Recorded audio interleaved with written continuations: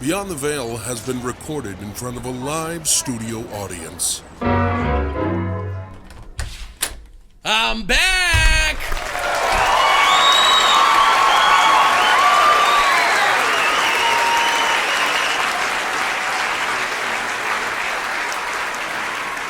Oh man, your face looks like a prolapsed asshole. Yeah, not as bad as this guy's severed head, though. What the fuck have you been up to today? Oh, dude, I was trying to talk to Jason Voorhees, and the guy's kind of cool, but, you know, he just kind of sits there and stares into space and doesn't do much. And I think he also has mommy issues. But get this, I knocked over a glass of water, the dude started crying. Sounds like he needs a counselor. A camp counselor?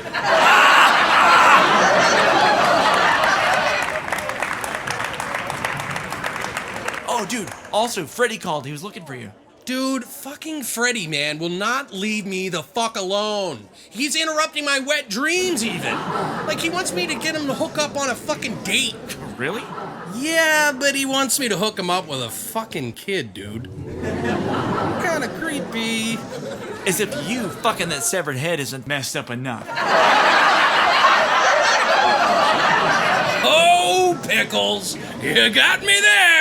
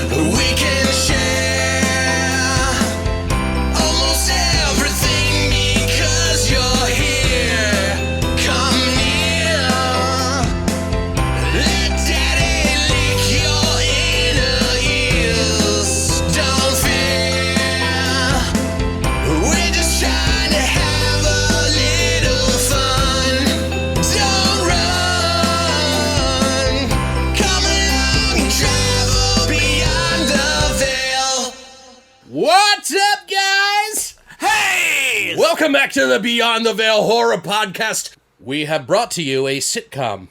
I hope you enjoyed that. Did you like that, Mike? Oh, it's like, It was alright. No, fuck you. Whatever. Mike came up with this idea, guys. Because I'm the smartest guy in the room. But I thought it was a lot of fun. We'll probably have something up about that. But yeah, hope you enjoyed that. We might be doing more like that. We'll see. Pretty much. I'm hoping not. Yeah, we'll see. I'll spread my legs for anybody. Oh, God, yes. Let's do this. We'll do it. So today... Oh, today? I gotta stop that. Okay, let's do it. So today, what are we gonna talk about, Mike? Outside of our normal stuff, yes. This episode is going to be about tiny terrors. Tiny terrors, yes, or ankle biters. Ankle biters. We're not sure what the title's going to be yet. Because I never want to have kids, but if I do, I'd be scared the shit out of them. So it's not just about, it's basically anything that is smaller than you. Yeah. So typically, like, you know, little creatures or little puppets or little whatever. Like, we were having a fuck hell of a time trying to figure out what we were going to do. I know. And I can just imagine that if we're already having issues now, dude, it's going to be fucking crazy down the road. We're going to have to, like, basically just do one movie at a time or something like that. Yeah. But, well, welcome back, guys. If you haven't already... Follow us on all our social media below in the information. It really goes a long follow way. Me. Tickle my tickle. Tickle my pickle. We got actually some we've got a winner to the contest that we're going to figure out chicken today. Dinner? Mm-hmm. What's that? I said winner chicken dinner. Winner chicken dicker. Lots of dick jokes in the show, folks. Yeah, that's pretty much it. It's one giant dick joke. Yeah, we're just a bunch of dicks. But yeah, no. So we got a contest winner. And what have you been up to? Oh, dude, I'm not going to go with the standard fare. Oh, the weather's nice. Oh, I've been up to nothing at all aside from that. and alcoholism. What have you been doing? Mostly alcoholism and cooking, like eating a lot of raw hamburger. I eat a lot of Chinese raw food. hamburger, Well, really? Not raw hamburger. Well, I cook it really raw, then I eat it, but Really? I make no sense right now. What about you? What have you been up to? Man, Mr. Frankenweenie. Oh, dude. Sun Studios. Oh, yeah, we went to Sun Studios today. We'll talk about that in our news, actually. Oh, for sure. Okay. We went to Sun Studios, which happens to be the Brain Damage Film Studio. Yeah, for sure. If you guys are familiar, they do a lot of really underground things like Traces of Death. Oh, for sure. Terror Tunes is one of our favorites. Tunes, We posted a picture about that recently. Yeah, dude. But yeah, we went to Sun Studios, so that was fun. We'll have really a cool. little news clip for that. Oh, it's pretty cool. newsy Our news. first interview, we broke our cherry. Oh, We're legit now, guys. But yeah, so I really haven't been doing too much, man. I mean, I feels like I'm always like thinking of the podcast or thinking on music. Yeah, so I've been working some stuff out with the label for the music. Oh, your label for your band. Yeah. Black So we've been working. Black I've been Cops. working on that, some sales stuff, which is fun. Lots of. You know fun. what's funny is that your label is actually going to pay you money. Yeah, maybe. I mean, I haven't gotten a check yet, so My label just sent me like a smiley face, a with middle finger picture. picture Go of middle fuck finger. yourself. Like a picture of you fucking you. Like they pasted your head onto your head. Oh my god! See, you guys out there in Radio Land, you think we're making a joke, but we're not. Yeah. This is par for the course. Don't make music. It sucks. No, Yeah, I'm kidding. No. If you make music, guys, here's the thing. If you like music and you want to make music, do it because you love it. We get that. But at some point, if you're not making ends meet or some sort of income that you can maybe get some ramen or water, then you might want to consider keeping a regular job. Don't don't dream too hard. In other words, dreams suck and give up on life. Now, you really got to love music to be a part of it, though. If you think that you're just going to jump into music and be like a fucking like rock star all of a sudden, yeah, it's not like that. Don't even takes a try lot it. of work. Don't even try it. Dude, you're going to put in like 90 hours a week. Like literally. Oh yeah. That's what it's like. And your rider could be like you said, ramen noodles, a packet of like chicken dust, Maybe some ketchup packets. and Those are good. and where Those are free. Oh, but yeah. At certain places. Yeah. Although there are a lot of ketchup Nazis out there at those stores ketchup now. Nazis. Oh, here's another thing. If you guys are in a band or thinking about being in a band, you ever get Don't. what they Just call stop. a Just rider? stop right now. Really? No, What? just kidding. What? If you ever get a rider and you have to make a rider for a tour or whatever, Oh, yeah. and you hand it to them, always put something really crazy in it. Just to see if they'll go that far. Oh, like getting paid. Yeah. Well, that's a crazy thing on a normal money. aspect. But no, like, seriously, ask them for like 3 cases of beer. Oh. And if they do it, then you know that you have been taken care of. Or something, a little out there. Like I think, what was it, like Combi Christ? They asked for like a or escort or something like that. Oh, to come. really? I think it's something like weird like That's that. fucking funny. I've seen some other ones, like Foo Fighters did. They had like a rider that was like a questionnaire, and it had like connect point A and B, and like math problems and how much ice is supposed to be in a bucket, and like that what is more acceptable, the water or the ice. And it's like makes you circle one of them. Like, it's ridiculous. No, but I heard the reason they do stuff like that was because a lot of times promoters won't pay attention to the rider. Right. So they're just doing that. Like if the promoter pays Reacts to attention it. and reacts to it, then we know that the promoter actually gives a shit, and everything else Right. needs to be handled. And if you guys don't know what a rider is, just to fill you guys in, I know we're talking about it like you do, but a rider is basically what you want and request to have ready before you do the show. Yeah. That rider can be used specifically to the person who manages the tour and then works with all the different venues that you would work or you would play at. Typically, most riders aren't even read. Oh, So, yeah. You're lucky to get anything. And if that one golden goose gives you that fucking midget stripper or whatever the fuck it is, then you're fucking golden. Golden. But yeah, let's I think it's that time, Mike. Horrorshot!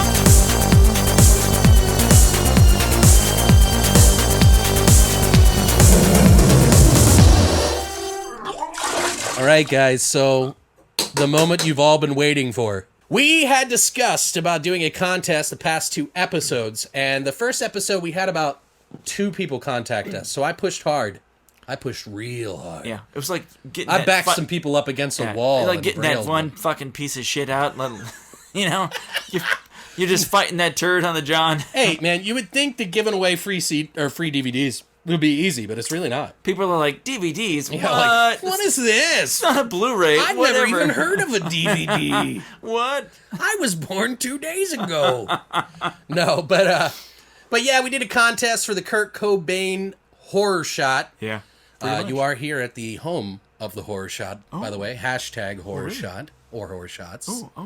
But yeah, Kurt Cobain. We came up with the idea. Mike came up with the idea that we should do a Kurt Cobain shot. I'm the smartest guy in the room. You did a really good job. That was great. I appreciate it. That totally caught me off guard, dude. But yeah, so we had some people fill out some stuff and comment in the comment section. I think that this went well enough that we'll probably be doing this again. Oh, other kind of like shots for... Yeah. Like, we'll do it like maybe like once a month, maybe. Yeah, because I have all these really shitty movies that I don't watch. Yeah, totally. That I want to give away. I'm going to read you guys some of the ones that people had sent to us and tell you about it. So we're going to give them some shout-outs here. And then what we're going to do, we picked out 2. Yeah. And then we're going to drink both of these types of shots. And then we're going to pick a winner out of the 2. Ooh. So, we don't know yet. Oh, don't know. We almost did we were thinking about doing like a hat trick, like where you pull the names out and pick out the different types. But we were like, I don't know. It just seemed weird. And I felt, if you guys didn't win, dude, come on. Like, we tried to pick out the best that we could feasibly make versus cleverness versus I hate this, but I'll drink it anyway. But here, let's go to the first one. Adam Barbie sent, let's do this. He said, try this. Vodka in a shot glass with Tabasco sauce and cracked pepper. The Tabasco sauce would be basically blood, and the cracked pepper would be gunpowder. Then drip Bailey's on the top of the shot. Call it Kurt's Final Shot or Blowback. Sounds disgusting. That was Adam Barbie. Shout out. We got Shogi Bear. He wrote Trigger Toe Double Shot. It's called Trigger Toe. It's a double shot of 1 foot cock whiskey into a pint of Guinness Blonde. That was Shogi Bear. Then we have Don't Go Down That Road Horror Podcast. Oh, shit. That wrote us. I think I told them that it'd be fun just if they came up with an either way. Nice. But they did it, which is awesome. It says it's called Nevermind on the Wall Shot. Oh, okay. It's 1 part vodka, spicy vodka if can, 1 part spicy V8 juice, pinch of gunpowder or black pepper. Definitely not doing gunpowder.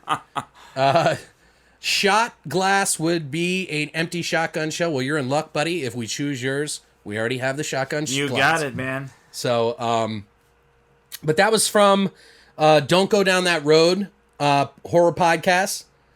If you guys want to check them out, you should. We also have someone on SoundCloud by the name of Marsha Miller. She came up with, she calls it Smells Like Teen Spirit. It is 2 shots of Fireball and 2 shots of vanilla vodka. Which, if you don't get the joke there, Fireball and vanilla vodka are kind of pussy. Yeah. They're kind of like, they're like teenager drinks, right? Like, hey, man, I just started drinking last week. Right. Let's do some shots of Fireball. So that's pretty clever, I guess. I like that. Yeah, I dig it. Let's see. We got the Rape Me shot from Derek Conrad. It says a shot of coconut rum, a splash of coconut milk, and a drop of grenadine in the middle for color. Yummy, yummy. Shoot and enjoy the rape. But that's from Derek Conrad. Shout out. We also have one from the Laughing Horrorcast. If you guys don't know them, you can follow them at laughing_horror on Twitter. Yeah. Sorry I didn't get the Don't Go Down That Road, but we'll link everything in the comments. Pretty much. But this one's called the Cobain, or the Liquid Heroin with a Twist.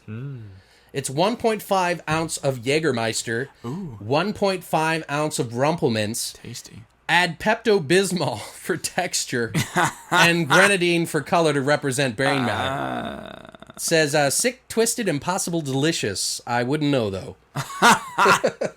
And then we got another one from the band Viscera Drip. That's Viscera.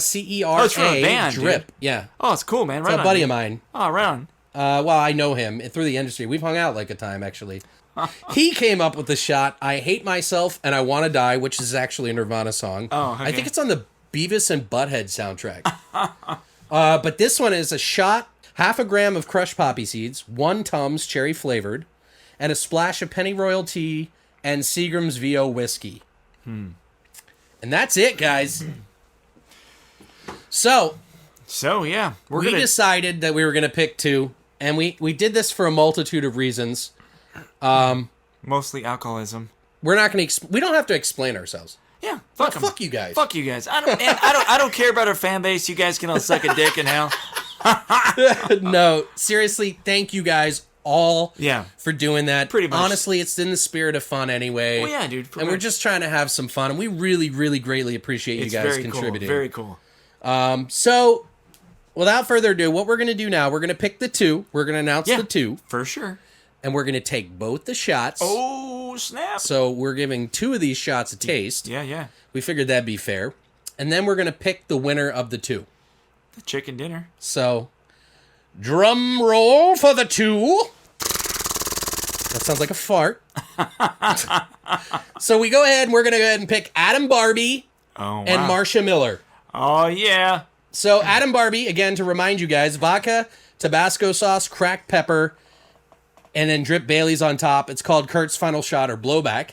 And then, of course, on Marsha Miller, we got the Smells Like Teen Spirit. It is 2 shots of Fireball and 2 shots of vanilla vodka. We thought that was pretty clever. Because she didn't have to explain it. Yeah. Somehow. I just understood it just based on the ingredients. Well, actually, I think I picked Adams first because he was the first one to do the pepper as the buckshot. Okay. So I thought that was like, had to give him that. But let's see here. So we got, God, dude, I am not looking to Fireball, dude. This is not my idea. Hold on. I gotta record this. Yeah, please do. All right, so we're pouring in half a shot. Here we go. There's your half a shot. Well, it's Fireball, dude. Oh God, I hate Fireball. The only good thing I really hate Fireball. So just so you guys know, we wanted to also pick one that would make us squirm a little bit. And the brain one was actually pretty good. All right. So the first one we're doing is Marsha Miller's, which is the Fireball cinnamon whiskey. And then we got Pinnacle's whipped cream. So it's kind of like vanilla. Might as well. It's all Teen Spirit. All right. Cheers, brother. Smells like rape. Cheers. Smells like Teen Spirit. Ha ha, you did it first. I don't know what's happening. I didn't do mine yet because I have taste. It's not too bad, actually, the aftertaste. But it's kind of like a party in your mouth, and you just don't know what is going on. And nobody's coming? I'm videotaping while we're talking here. You actually switched it in your mouth? Oh, dude. That's you're no, don't use that. Don't use that. We only have so much of that regular vodka. I was gonna chase it with vodka. No, hell no. I could chase it with turpentine or fucking bleach. It'd be better So than what do you think of that? Just go ahead. Like if we had to score it. On a scale of 1 to 10. I don't know what to think. It's gross. It's kind of like it mixes, I guess. But we use whipped cream because we couldn't find the fucking vanilla, and I didn't want to buy a $20 bottle of fucking vanilla. So I was like, fuck it. She'll understand. Okay, so do we want to do another one? Of the same one or the different one? Because she said 2 shots. Oh, what's the other one we gotta do? Well, we didn't even do 1 shot. I did 1 of shot. each. She said 2 shots. Oh, a double barrel. A double barrel. Yeah. See what I'm saying? Okay. So we gotta honor. It's cool. I don't want to be able to walk later. Yeah, no. We're gonna go see Blair Witch after this and throw up in the theater from the camera shaking so much. All right, here, one more. Marsha, we hate you and love you at the same time. Okay, so now we're gonna do the next shot. God, dude, I'm sweating. Like I like want to puke. Oh, dude, that really set me back. That really set me back. I'm sweating because it made me want to throw up. I'm being a pussy about it, but I hate Fireball that much. Okay, so Adam Barbie. Hold on. Oh, you didn't even shoot your other one? Oh! I have been suffering because of... Oh, my God. Just don't let it hit the back of your throat. Just go right down, dude. Dude, fucking Fireball, it's like... It's disgusting. Someone was out with me the other night. I was out, and they were like, yeah, you want to do Fireball shots? Yeah, and I was like, no, Fireball. hey, you want to go punch me in the face and kick me in the nuts? Sounds like fun. Hey, am I older than 12 years old? All right, go ahead. Do it to it, buddy. I'm going to do it. Well, do it. Just do it. Do it. Don't think about it. Stop. Come on, do it. Don't puke. Oh, trash can over there. Trash can over there. Don't throw up here. Go to the trash can. I mean it. Don't throw up on the floor, dude. No. He puked a little. I do not like Fireball. It's a good radio. I don't want to watch this, but I want to watch it.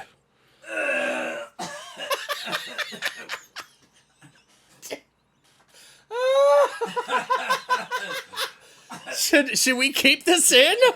I don't even know what to do. Like, you want me to get you some water? No, you didn't. Keep filming. So, dude, he's a true director right here. This is good radio. This is quality radio here, folks. You've tuned in live to the live puking of Michael Marsh. Just turn your dial to, oh my God, this is disgusting, and you found us. So yeah, our first live puking. All right, so we're back from some heavy editing. I don't know how much of it we're gonna keep. Yeah. So vomiting is this thing that I do sometimes. It's like Did you drink Fireball? It's like a hobby. Oh my God. Yeah, it was pretty bad, dude. Dude, Fireball sucks, dude. Yeah, well, wait till we drink this. Hopefully that won't trigger it again. Dude, whoever invented that, man. Yeah. All right. So Mike's back in action. We're going to go ahead and try Adam Barbie's shot to just confirm. Vodka, Tabasco sauce, cracked pepper, drip Bailey's on top. Oh my God, that's the worst part. I forgot that. You forgot the Baileys, Yeah, man. we got to put the Bailey's on top. Just a drip. Oh, yeah. Just a drip. Oh, God. All right. Is this going to be another puke? I'm not going to say I'm going to throw up, but... No, you're not. Stop thinking about it. I feel pretty good so far. Stop thinking. We're not even going to video. Okay. We're gonna go with this, all right, Adam, you motherfucker. If you did this to us, you piece of shit. Fuck you, Adam. Marsha, we're coming for you. Yeah, motherfucker. All right, cheers. Cheers. To the blowback or Kurt's final shot. Don't smell it, fuck it. Let's just do it. I don't want to fucking throw up, dude. All right. 1, 2, 3. Do it, motherfucker. Oh. Yeah, that's bad. That's severely bad. Oh, God. All I can taste is Tabasco. All I can taste is a puke? bad life choices. Dude.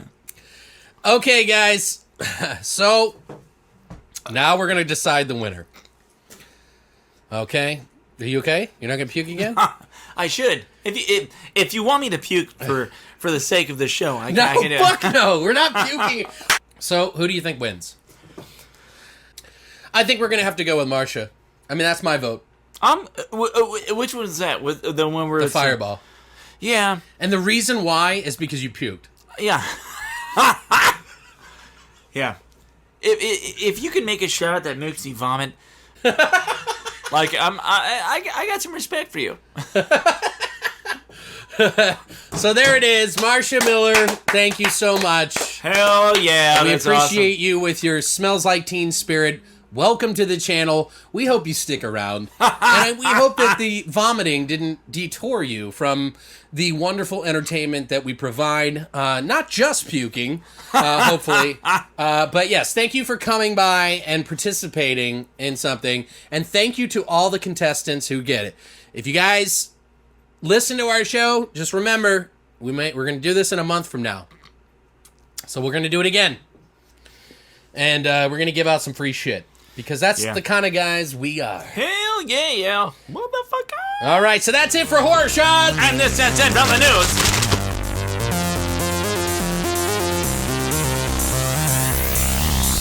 Here is the fucking news.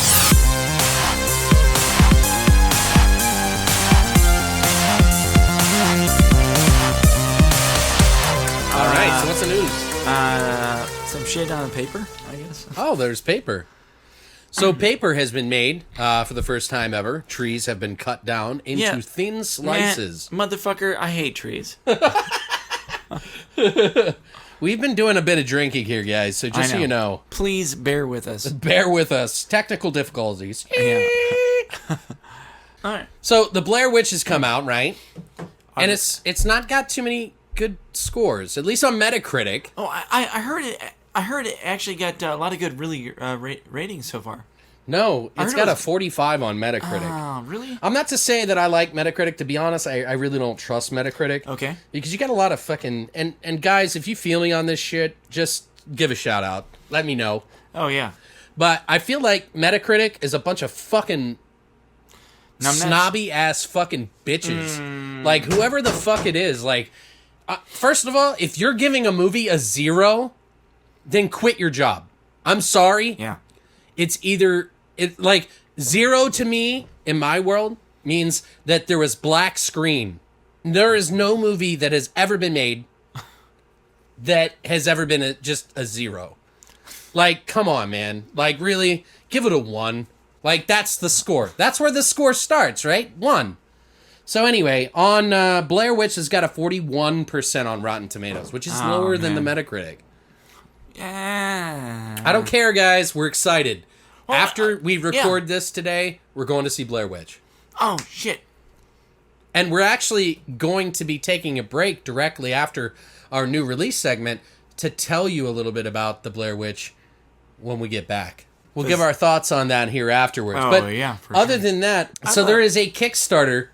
We're going to put the link down in the comments, guys. But it's called The Conduit. It's an 80s-inspired creature short film. Which is insanely cool. Very cool. Yeah. Like, actually, the trailer, from what I watched, it's like the kind of indie goodness that I like. Oh, yeah.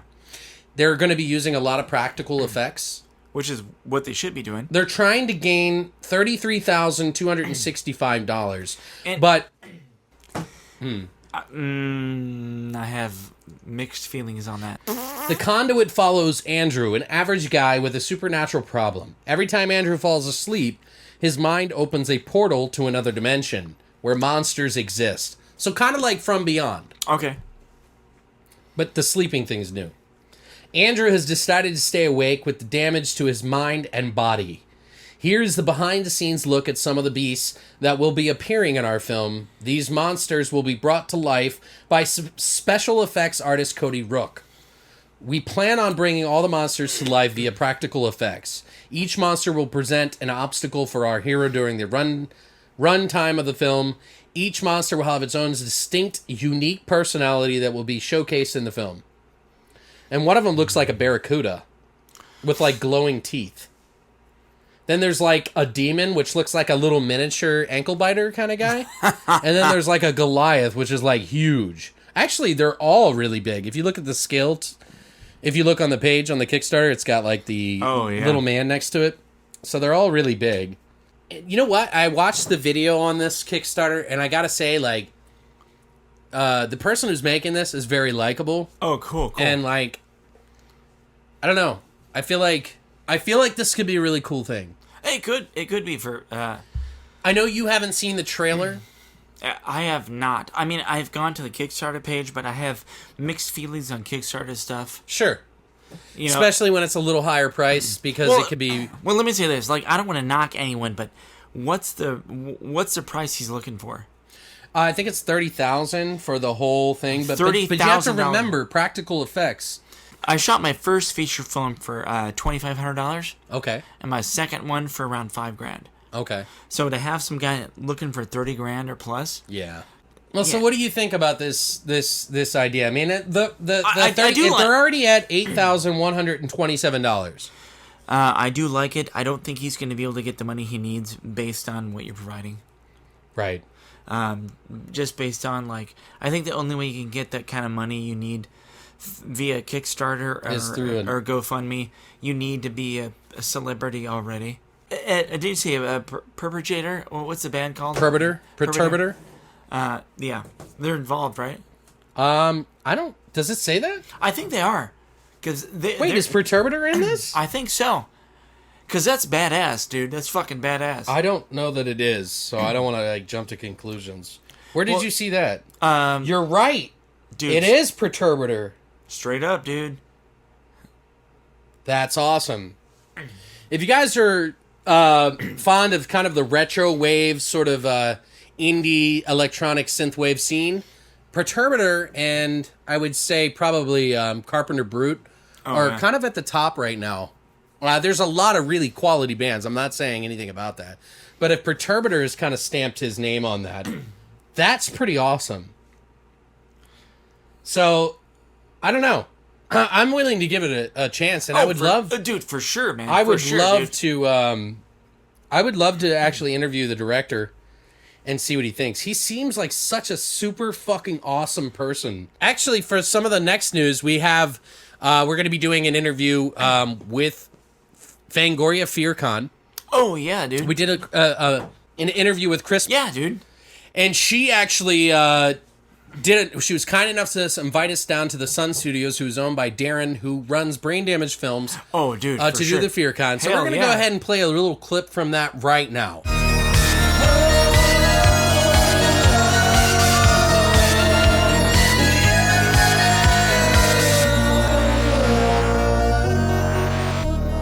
We're here with Chris McLennan, and she is the head of Fearcon, Fangoria Fearcon to be exact. Yeah. How you doing? Good. I'm the founder and festival director of Fearcon, but this year Fangoria partnered up with us and asked us to use their name. So it's Fangoria Fearcon for this year, and we're looking forward to seeing all the horror fans this year. Well, how did that start? How did that come about? Fearcon? Yeah, well, no, oh my just gosh. how you guys, well, let's go it over Fearcon. started in a tiny art gallery like 10 years ago. Well, we'll talk about that, Yeah. Where did that start? Like, where were the first beginnings of Fearcon? Fearcon was, Jim and I used to attend film festivals all the time. Okay. So every time we went to a film festival, there were things about it that we liked and things that we didn't like. And sometimes I would bring pillows because they would get pretty boring. So then I would sit there in the film festivals with Jim and go, you know, if I ran a film festival, and we started making lists, if I ran a film festival, I'd have this. If I ran a film festival, I'd do this. And then so one year we said, you know what, let's just do a film festival and just see what happens. You had it all down anyway. We knew what we liked and what we didn't like about film festivals, so we said, well, let's try it. You know, so we did it on a very small scale. Scott, who at that time owned the Paper Heart Art Gallery. Oh, wow. Used to go there, actually, myself. Yeah, I love that It was place. just a microbrew / wine bar. And an art gallery. Yeah, and it was art just gallery. awesome. And I they remember did Through the Wires through yes, there. Yeah, yes. I used to go to that. And we used to do shows there for... I think it was Romanticy Cabaret started doing their burlesque shows there. We started doing that. Then I asked Scott if we wanted to do a film festival, could we do it here? And he was like, well, you could do whatever you want. You know, they didn't care. And the only thing that really stands out in my mind about that is that we forgot that because it's an art gallery and it had windows from the floor, not only to the ceiling, but then it arced over the top of the ceiling. It was all windows and glass. So we spent hours with black garbage bags taping it to all the windows so that they wouldn't have the light so shining it would be dark enough to show films. Wow. So me and Jim and Scott and somebody else, and we were all taping garbage bags all morning onto the place. And this was like something thought up as, does anybody remember the fact that this place is all glass? And so that was what stands out for me. Plus, it was our first event, and we had a really good time, and the place only holds like 80 people, tops. Right, yeah, it's like not that big, 150 people showed up for the event, and we were like, wow, this could maybe do something. So we've been doing it. What year was that? 2006 in December. Okay. Yeah. And then every year or every year and a half or every couple of years, because we didn't feel like compelled to be like, oh, we're gonna do this every year and that's it, you know. But it's like if we wanted to do it, we did. So we would put out a call for entries and get like a bunch of people sending us films. And for us, that was awesome. Right. Because we were working at that time with Brain Damage Films, and we also worked with another company called Empress Road Films. Okay. There's film distributors, and they said, well, let's do this. You'll give out awards, best feature, best short, and whoever wins, we'll offer them a distribution contract. So Awesome. the thing with independent filmmaking, as Mike knows I don't live it. firsthand, is that when you make a film, the chances of it getting distributed are Pretty slim. Yeah. Yeah. You know, so, and never mind people seeing it getting distributed worldwide is like almost nil. Okay. Right. So for these people to bring us their films, they're very hard work, they're blood, sweat, and tears. Grassroots, Yeah. and that they got it financed either on their own or through their friends and family. And so all of our films were way, way, way less than $1 million. I'm talking, some people spent $600 to make their movies. Wow. You know, Been there. one of them actually was a $600 film that actually won Best Short. It was Do you awesome. remember which one that was? I think it was Flesh-Eating Ghouls from Outer Space. It was a little puppet film. It was a puppet film. Oh, okay. was- I'm gonna have to look this up. It was Flesh-Eating Ghouls was amazing. It was so good, and so that one was actually at the Paper Heart Gallery. Nice. That was like one of the first ones. That's really awesome. But so you get these little gem movies. I mean, of course, all the submissions that you get, we have to watch all of them, and then out of all of them, we have to choose because at the time, Fearcon was only one day. It was a one-day event. It was only recently that we started doing it as a multi-day Okay. event. But back then, so you can only choose maybe 4 feature films Right. and a few shorts. So we show a short and a feature, a couple of shorts and a feature. And so getting 20 or 30 or 50 films submitted, and we'd have to watch all of them. And out of all of those that we got, choose what's going to show. Yeah. So now this independent filmmaker is getting their film seen and then possibly getting offered a distribution contract. Which is a dream. Yeah, so it was like a big community-inspired event. That's We really wanted awesome. everybody involved. So we got a lot of merchants involved, so we started adding vendors, and then we started bringing in celebrities, and it just kind of like snowballed So after that. Did you guys then, when was your next one after that? Well, I think it was 2 years after that we went to Chandler Cinemas. Okay, I remember that. But yeah, we did it at Chandler Cinemas, and then we went from there to the Madcap theaters for a couple of our Fearcons were at Madcap, and then we went from Madcap to Ultrastar Cinemas offered their theater in Scottsdale, Okay. and then the Fear Farm offered their space in 2014, and I think that's where Mike and his band performed Hardwire, there. yeah. Hardwire played there.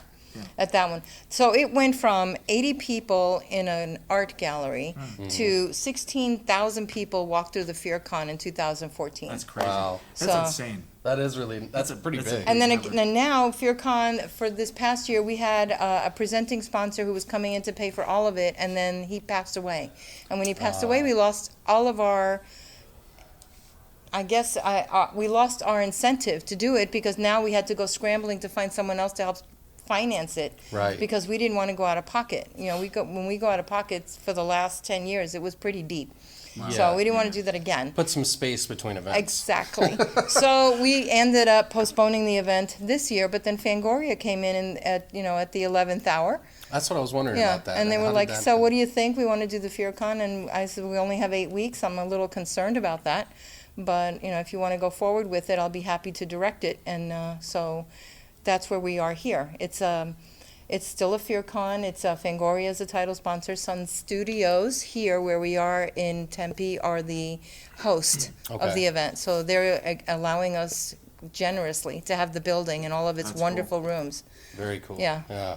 So, is there any special things that you can tell us that maybe we could air first on our show? Okay, well, Like a secret maybe that you could get away with? Okay, I think I have a title of a film that is now, we didn't have the title before, we just got it, I think, yesterday, so we're going to be announcing that.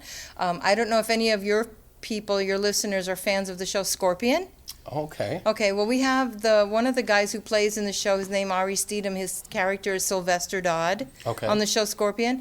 He's a performer, he's a writer and a director, a filmmaker in his own right, and he is having his directorial debut of a film that he did, is going to debut here Awesome. on this, I think on the Saturday at On the Fearcon. Saturdays, okay. Ari Steedham's film, it's his directorial debut, and I think that the title of his film is Curse of the Siren is the name of it. Okay. You're the first person I've said that to. So, Awesome. yeah. No, thank you for There, that. Yeah. there, a little tidbit of information that no one else Well, knows. this will be put out on Monday, so I don't want to get you in trouble. No, it's fine. And so Ari Steedham is going to be here, and then of course we've got another 11 or 12 celebrities going to be here, and everything is up on our website of all the celebs. We're also going to have a whole bunch of panel discussions all weekend. We have VIP all weekend tickets, includes a VIP party, and then we also have general admission for one day each day. You can either come Friday or Saturday or Sunday, and all those tickets are on sale at the Phoenix Fearcon website, so phoenixfearcon.com website. Awesome.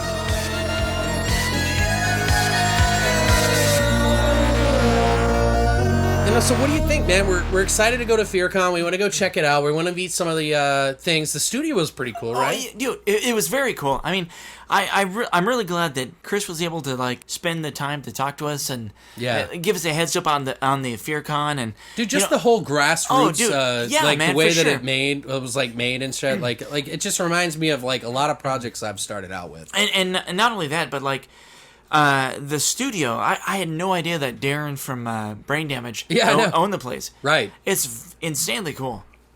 They have like a huge audio studio where they actually record bands live. Oh, dude, and some of the music they like it's very recorded cool. there. They've got like one of the largest green room in all of Arizona. Oh, yeah. It's actually the biggest green screen that you could actually use. Which is saying something because when we walked in, it was like, damn, that is huge. Like, I was like, she was like, you guys, if you ever want to use this, I was like, fuck yeah, I want to fucking use that shit. We may have to do it for the fucking, we're going to be doing some sort of intro video for our YouTube page, I guess. I'm super excited about. If you guys like the sitcom, it's going to be in line with that. I don't know if it's going to be right away. Takes time. It takes money. Pretty much. It takes coordination. Pretty much. But anyway, that's it for the news, guys.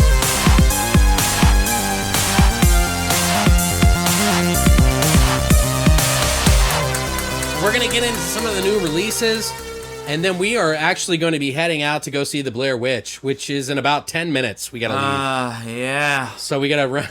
We got to run. What? I'm going to go over some new releases that are going to be coming out in the distant future, so within the next 3 months. Okay. Okay? But I did pick up a copy of this movie called The Neon Dead. I have yet to watch it. Okay. It's probably sitting out on my front doorstep right now. Like, no joke. I ordered it. It's only on DVD. Okay, cool. But The Neon Dead, it just was made. It looks like a really fun attempt at, like, demons. And I love demons, personally. Because you're into Satan. I just love demons. I don't know what it is. I like Satan. I think demons is probably my favorite type of well, I love the movie Demons. I like Satan. That's probably also and we're gonna shoot out from the furthest like date that has just been released for pre-order down to like pretty much today or well in the near future. Creepshow 2 is gonna be put out by Arrow on December 13th. It's a pre-order right now. You can actually go on Amazon and pre-order that shit. That one I'm actually pretty curious about getting, but the first Creepshow, it's like if they put out this, I don't understand. I mean, like I get like there's probably like licensing rights bullshit. Okay. That you have to go through like a lot of red tape. Yeah. But Creepshow 2 is going to be coming out, and I know that Creepshow 1 has already been out on Blu-ray. I think. I could be wrong. But Creepshow 2 is coming out on Arrow on December 13th. We also have, and I don't know if you've ever seen this movie. It's called Slime City. Oh, what? No. There's like a talking head on the ground in front of a bunch of green slime. And I can't remember the details of all of the movie, but I just remember he's like dying slowly and falling apart into slime. All right. And he lives in like, I think it's like a New York apartment. That's pretty par for the course. It's kind of like early inklings of a trauma film. Okay. But it's not. Like, anyway, Slime City and the sequel, I'm assuming, Slime City Massacre, I haven't seen it, is also coming out on December 13th. Can't think of the studio right now, so forgive me on that. A movie I just actually watched called I Am Not a Serial Killer. Remember? Oh, I gotta see that. Yeah. Was it any good? I mean, it didn't, like, blow my mind. But, yeah, I Am Not a Serial Killer wasn't a horrible movie. I'd probably give it, like, a 6 or 7. Oh. How was, Christopher Lloyd? Yeah, Doc. Doc Brown? It was actually pretty good. It's not bad. Doc did a great job. Christopher Lloyd, whatever. I'm going to call him Doc because that's how everybody remembers him.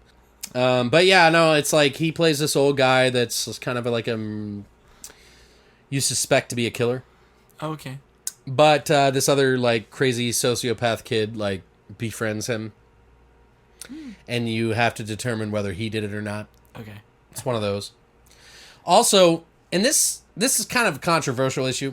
Driller Killer is coming back out on Blu-ray. Oh, dude, that's crazy, man. That's old school. Right. But here's the price tag. And this is coming out on November 29th, by the way, guys. It's $44.95. Dude, what the fuck?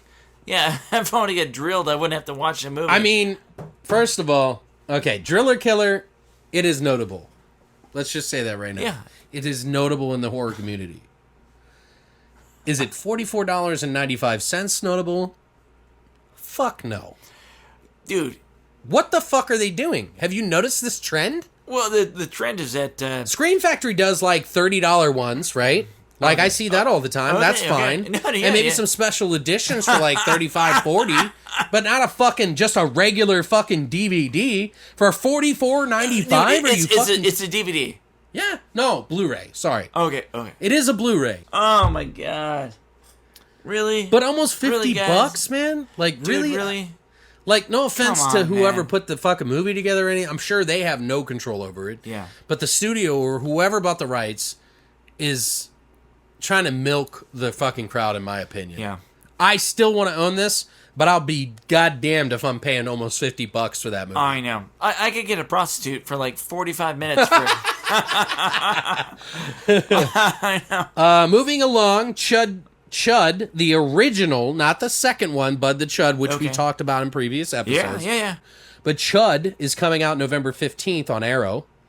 Huh. Arrow's putting out the Creep Show as well, but November 15th, they're going to put out the original Chud. Now, I'm not the biggest fan of the first one, but it's been a little while since I've seen it, so I can't say that I hate it or anything, but... So that's coming out, and then Bud the Chud, the second one, is coming out soon, too. Which is cool. So, and I think it's by a completely different distributor. We also, and this is just one I picked out for myself, Manhattan Baby, which is a Lucio Fulci film. Oh, wow.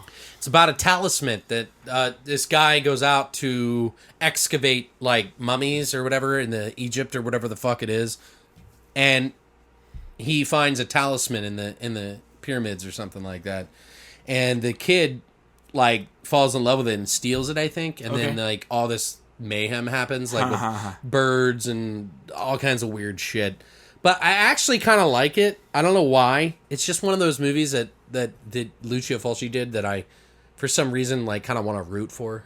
I don't know. Oh, right on. I like Lucio Fulci. He's probably one of my favorite horror directors. He knows how to like find that line and cross it. It's like he does cheesy so well that it's tolerable. Like I don't know how to explain it. Although he did do, I think it was Zombie 4, and then somebody took over the directorial thing for some reason, and there's no real reason why it happened. Huh. I think it was 4 or 5. I don't. Maybe it was 3 or 4. Because they tried to make a whole series out of it. Oh yeah. Off of Zombie 2. Yeah. Or just Zombie. Lucio Fulci's Zombie. They tried to make a thing, and then I think he did like another one. But yeah, so that's coming out on Blu-ray October 25th. So, but that's it. That's it for the new releases, guys. And it's time for us. We're going to go and check out Blair Witch, the movie. And then we will be back. We're going to talk about that, and then we're going to talk about some of the tiny killers. We got pretty shit-faced earlier in the cast. Well, so we were recording this the next day. We actually went to go see Blair Witch, though, so it kind of worked out. Figure we'd kind of talk about that real quick, and then we'll get into the tiny terrors. The full topic of it real quick. Oh, yeah. So, but we went last night, and boy, were we shit-faced. I was. You were good. Well, I'm like, people don't know how drunk I am. I don't even know how drunk I am. I usually get to the point where I black out, and then I'm like, I don't even remember what I did the night before because I'm so good at, most people, I don't even slur hardly. Wow. If I'm slurring, then I'm up past my bedtime. So... But yeah, dude. Oh, man. So we went out with our ladies and went to the most comfortable theater in the world. Yeah. It was Well, a maybe nice not the dig. world. It was a nice place. I'm glad the theater's still around because I used to go there back in the day all the time. Right. And I went to the what's that sci-fi horror convention that Bound is on the flyer for? Oh yeah. That's where one of my films It's played called one the time. Sci-Fi Horror Festival or whatever. Yeah, that's where they played the best. Right. Okay. Yeah. Well, this theater we go to is like it's the same. It's $1 or $2 less than the regular price, guys. So like if you typically pay like $7.50 or $8.50 or $9 or whatever, it's like $1.50 less. Yeah.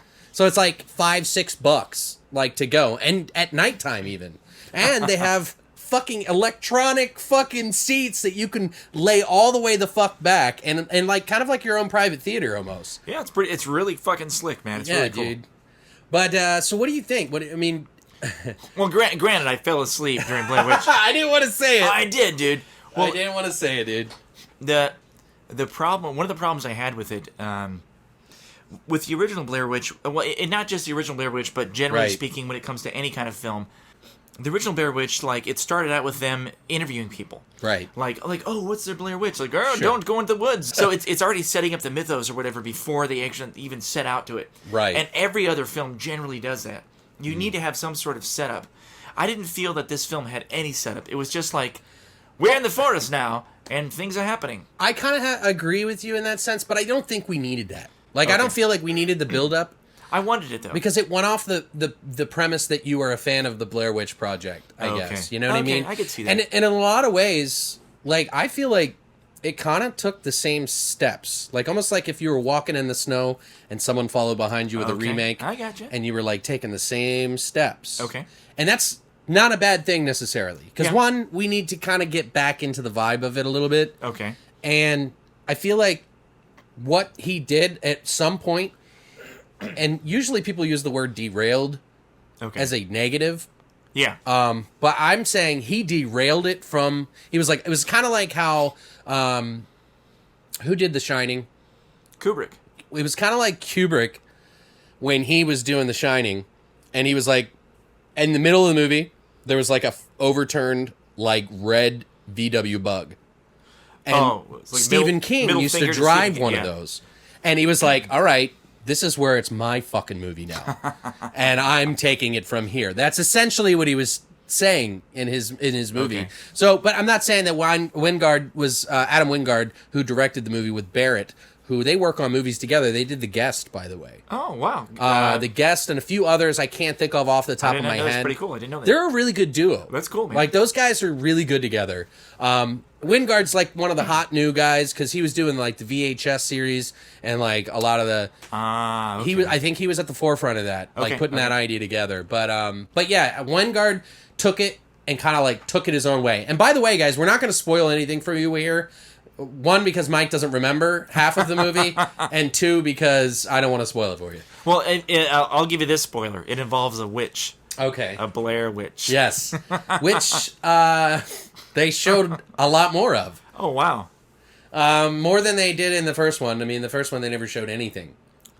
Yeah, I got to see it again. I mean, You really should, because I know. I will tell you right now, the sound design in that fucking movie is through the fucking roof. Oh, like, dude. it is really good. Like, I was so impressed with the noises that they were doing and how Shit. it was feeling in the theater. So if you guys go see it in the theater, I would highly recommend doing that before you get it on DVD. Okay. Or Blu-ray or whatever the fuck you want to do.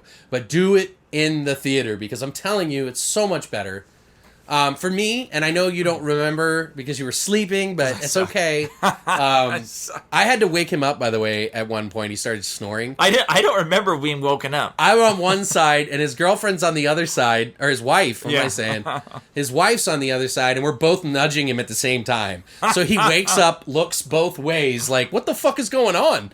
And I didn't even know she was nudging him at the same time, but we were laughing. But anyway, and then, Pickles. oh, pickles! But anyway, I honestly think that the Blair Witch, in some ways, is much better than the original. Wow, that's crazy. I honestly do. And, you know, that may be not a hard task for some people to beat, Okay. because a lot of people don't like The Blair Witch. I love the original. It's a piece of history, period. It for sure. I mean, it's definitely not one of the original found footage flicks, but it definitely set the groundwork for viral marketing online. And I think it also made like $250 million. Yeah, and they shot it over like 8 days. For like 60,000. I know, dude. Give me a break, dude. Like, are you kidding me? And I'm sure that, like, Eduardo Sanchez, man, fuck, dude. I hope he got a lot of that. I hope so too, dude. Him and whoever they came up with the idea. I hope that some gorilla fucking... Yeah, dude. But anyway, guys, I honestly think it's at least an 8. I honestly think it's an 8. I know that a lot of our friends and listeners and people I've met who are very ADD and they cannot hang on to the suspense and mystery. They think of it as why aren't you spending more money to show me what I need to see? Oh. You know what I mean? Yeah, and I can see people fucking just picking at it for that reason. Dude. But honestly, Adam, you did a fucking great job. Barrett, you're fucking amazing. Both of you guys and everyone that was involved, I think, did a really amazing job. The ending was a little bit of a... I don't know. Like, I'm doing the jerk-off motion, but I didn't like it. I didn't like the end too much, but as a whole, though, I really think it's like an 8 or an 8.5. That's really cool, man. So... and we rewatched the Blair Witch, the original one. Oh, really? And to be honest, I think it lost all its luster for me. You know what I mean? Oh. Like, it's a better memory than it is a movie. Oh, yeah. You know what I mean? It's like seeing one of those movies as a kid that, like, kicks your ass, and then when you get older and you watch it, and you're like, this is a fucking train wreck. Well, and not only that, I mean, you got to remember that movie inspired so many fucking people. Oh, dude, for sure. So, what we hadn't seen with that, which was so fresh, new, and different... Yeah. has been redone by so many people who've been fans of the movie. Oh, dude, I mean, just found footage stuff in general, dude. Didn't you tell me that you did something like that? You were doing it with that fucking Great American Snuff film or whatever, where it was about, you were like trying to do like viral marketing online Yeah, and shit? we, for part of the marketing for the film, we created, because the film was about serial killers. Right. And I played the serial killer, and Ryan was a killer as well. And we created fake websites, and with our marketing team that we worked with, fake serial killer and stuff. And the whole point of the film was you're watching this dramatization of these guys committing their murders. Right. And the payoff at the end of the film, you're going to watch the real footage of the actual murders. Okay. And it was complete bullshit. Well, I really like the movie. I'm definitely buying it, period. That's very Like, cool. I don't know why. It's cool. I don't know why. It's got like a 45 on Metacritic and a fucking 41 on Rotten Tomatoes. Like, I don't know where... It's like, I feel like either I'm just into shitty movies or the general public's a bunch of fucking idiots. Like, I just don't get it. It's like they push, like, Twilight to the top of the fucking thing, and then they put all these other fucking movies that are independent fucking gold mines, and they just throw it away, because people are like, I need this and I need that, I want to be fucking taken with a wiffle ball bat. Anyway, to name something else also, though, guys... I did watch American Horror Story, the new one, the new episode last night. Oh, dude. I'm not really ruining anything for this because it just starts off right away. But, dude, they're doing, literally, and what perfect timing, they're doing a Blair Witch style Really? movie. Yeah. Oh, man. It's cool. Literally a Blair Witch. Now, I don't know if each episode is going to be like a different story. Okay. Because it's based off the Roanoke nightmares or whatever they call it. Or the Roanoke, the colony that disappeared? Yes. Okay. And then there was that tree that said Roanoke on it. Yeah. Apparently it's Roanoke, North Carolina, but there is a Roanoke, Roanoke, Virginia, I thought. I'm not sure. I just remember hearing about it. Yeah. Back in the day. I really like it. Okay. Like, okay, so it had a couple of jump scares. I'm not going to tell you guys what it is, obviously, but it had a few jump scares that literally jumped me out of my fucking seat. And I was like, what the fuck? Oh my God. Like, some of it's a little cheesy, but they're doing it in the sense, and you mentioned this to me last night, and I didn't know you were talking about the show. You said it's not in a reality TV show. Like a reality TV show sort of thing? What are you talking about? Well, they have separate actors pretending to be the real people telling the story. And then they have what do you call them? The people that basically reenact the situation, the stories that they tell, when they do those ghost stories? Yeah. There's like actual really big actors doing the reenactments. Oh, shit. But it's almost like if you were to cut out all the people out of the fucking telling the story thing, it would just be a show. Huh. So it's weird. Like, I don't know what they're doing, but Dude. I'm not against it. Out of this first episode, Yeah. I think it's better than the last 2 seasons. I have mixed feelings on American Horror Story. Yeah, I am too. Yeah.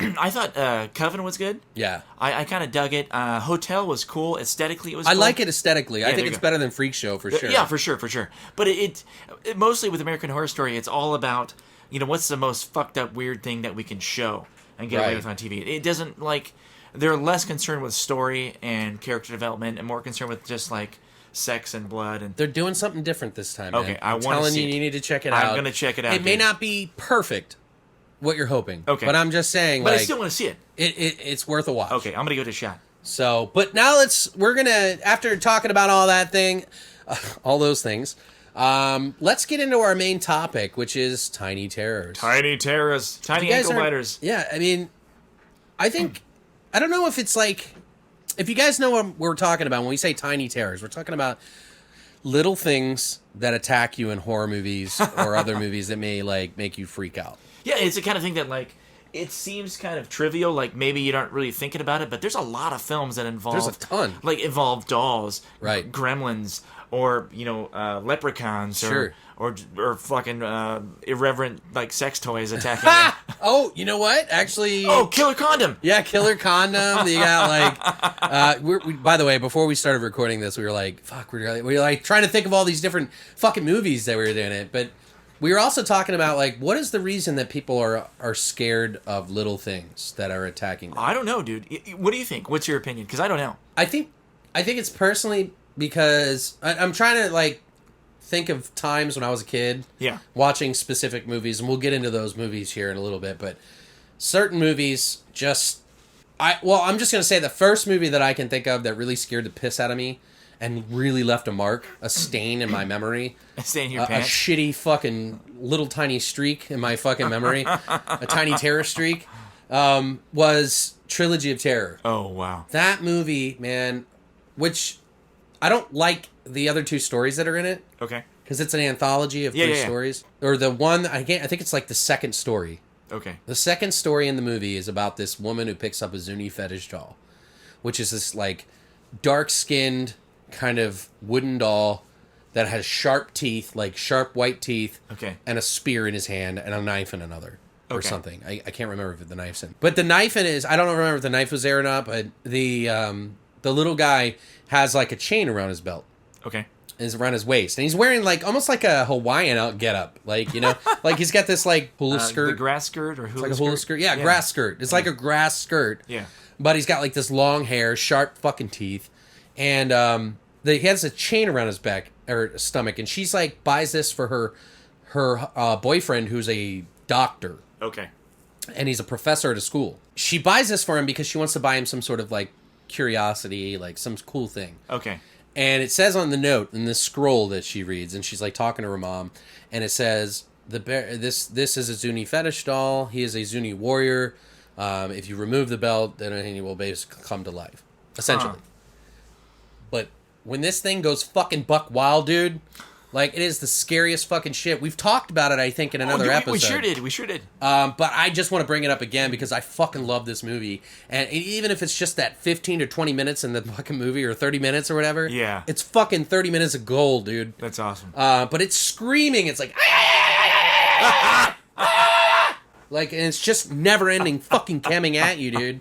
It scared me, man, really bad. So I think it's the fact that we don't really look at our feet so much. Oh, that's what you think it is?